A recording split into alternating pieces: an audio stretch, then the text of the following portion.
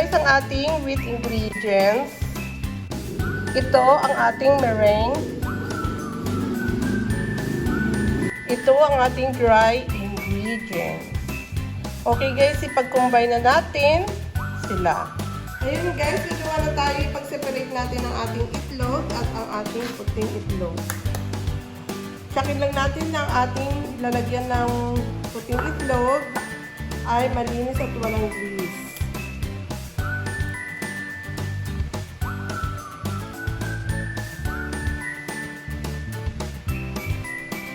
At dapat hindi natin malagyan ng yellow yung ating egg yolk kasi hindi na siya aalsa kapag nahaluan na siya ng ligaw.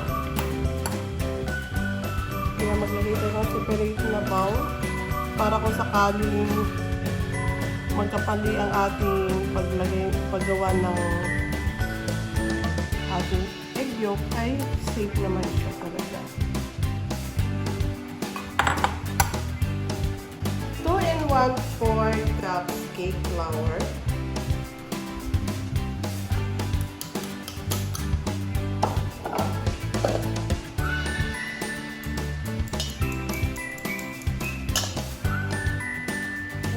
Two teaspoon baking powder, 1 teaspoon salt, sip natin para yung lumps ay mawala o kumino siya. Guys, bago tayo magsimula sa ating ginagawa ay i-preheat na natin ang ating oven ng 160 degrees Fahrenheit. 1/2 cup sugar,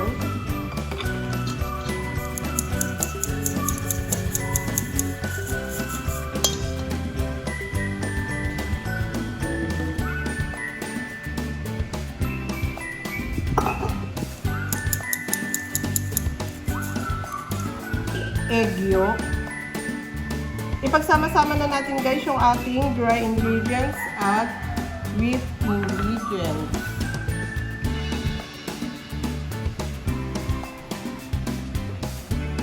One-half cup evaporated milk.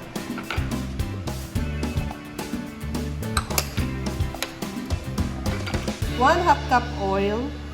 Canola oil or vegetable oil. Bahala na kayo kung ano ang gusto niyo.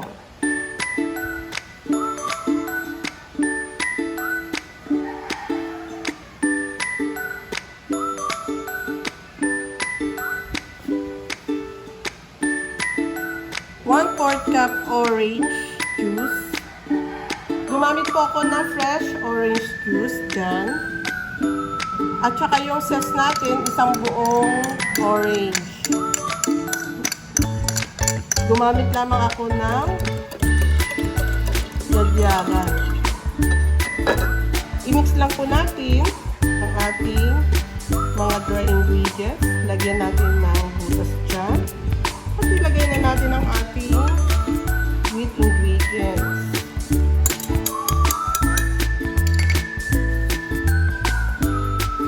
I-mix lang natin sila.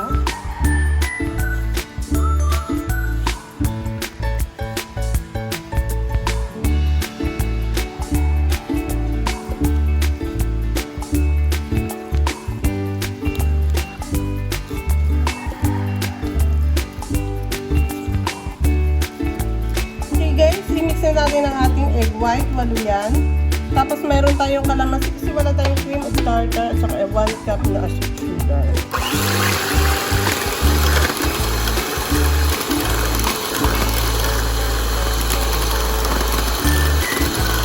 Okay, lagay lang natin ang ating asukal ng paunti-unti.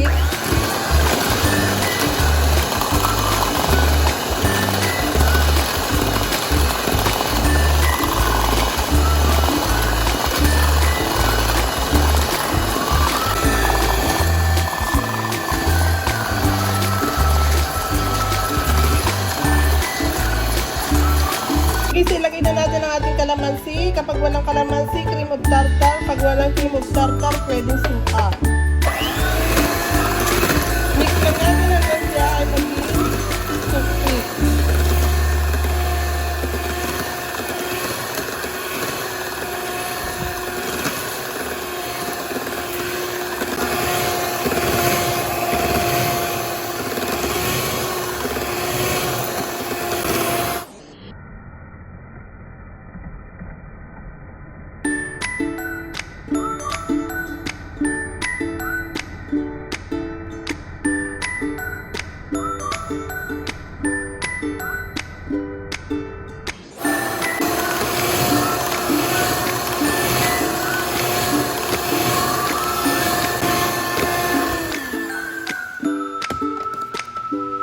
Okay guys, pag ganito ng ating meringue, ay pwede na yan. Ibig sabihin, stable na siya at ang sarap.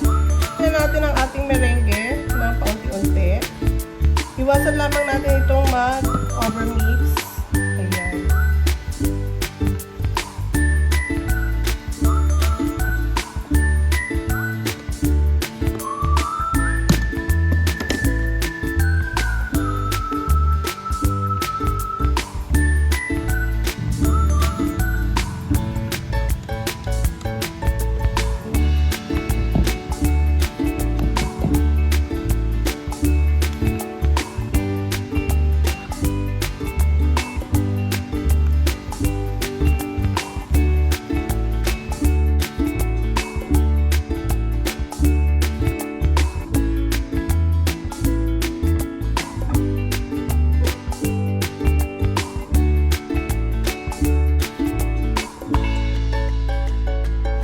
Okay guys, isali na natin ang ating butter sa napakaganda nating molde.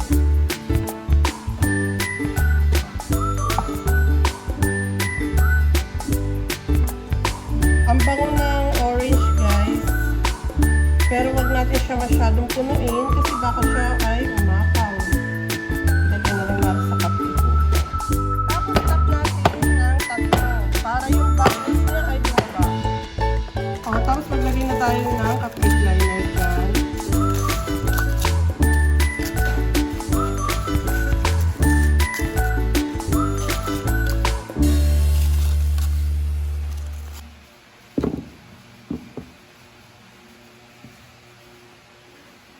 Tapos ito.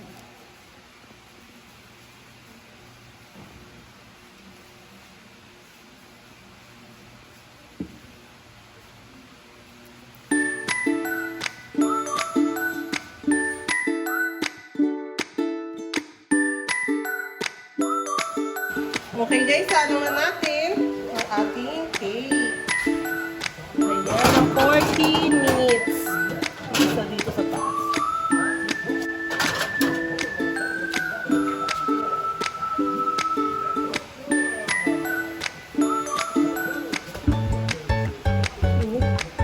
Oh my God.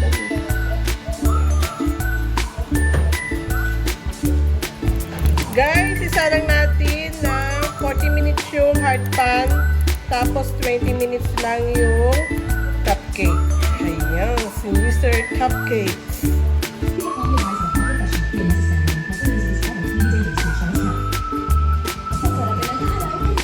Ngayon, ito-pick test na natin. Pag wala na kayong makitang ganyan, ay luto na siya.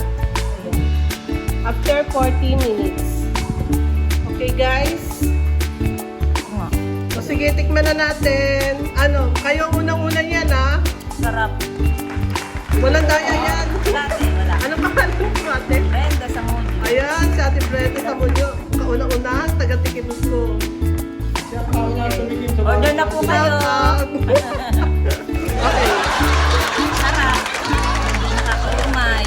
Mamalay tagas. Saka malambot. Sa cake talaga.